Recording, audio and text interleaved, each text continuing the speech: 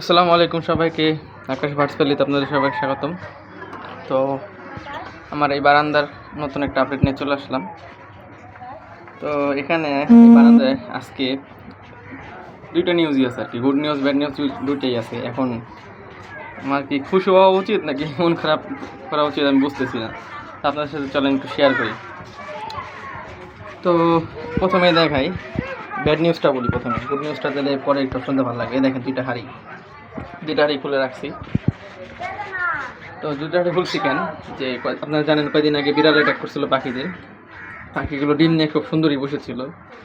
তো এই পেয়ারটার 4টা ডিম নিয়ে এই খাঁচাটা মানে বিড়ালটা ফেলে দেয় আর কি। তো 2টা ডিম নষ্ট হয়ে যায় আর 2টা ডিম থাকে। তো এই পাখিরাও খুবই ইনজিউর্ড হয়। দেখেন লেজ নেই এখনও, লেজ তো ছিঁড়ে ফেলছে, পাখায় কামড় দিছে। তো এই পাখিটা তখন খুবই ইনজিউর্ড ছিল। তো পাখি আমি হাঁড়িটা দিয়ে সুন্দর মতো 2টা ডিম ভালো ছিল, 2টা ডিম দিয়ে রাখছিলাম।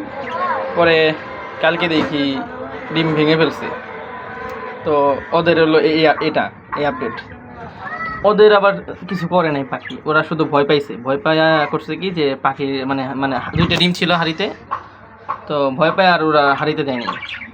তো আজকে এসে দেখি যে একটা ডিমে যেখানে পড়েছিল আর একটা ডিম হাঁড়িতে বাইঙ্গে রাখছে আর কি। মানে ওরাও হাঁড়ি থেকে ডিম ফেলে দিছে, নষ্ট করে ফেলছে। এগুলো আজকের নিউজ আর কি। এটা ব্যাড নিউজটা দিয়ে শোনালাম। এখন হলো গুড নিউজটা বলি। গুড নিউজ হলো যে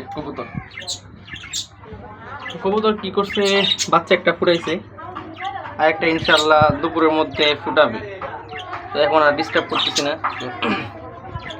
তো কবুতরের খাবার হিসেবে যে আমি একটা খাবারের মিক্স বানাইছি, আপনাদের ভিডিওটা আপলোড দেবো কিছুদিন আজকে বা কালকে। তো এই খাবার মিক্সটা বানাইছি, তো ইনশাল্লাহ দেখতে পারেন, চাইলে খাবার মিক্সটা আপনারা দেখতে পারেন, অনেক ভালো একটা মিক্স। তো এটার সাথে বাচ্চা যদি হয় তো বাচ্চার সাথে একটু রেজা মানে খাবারের সাথে একটু রেজা একমত করে অ্যাড করতে হবে।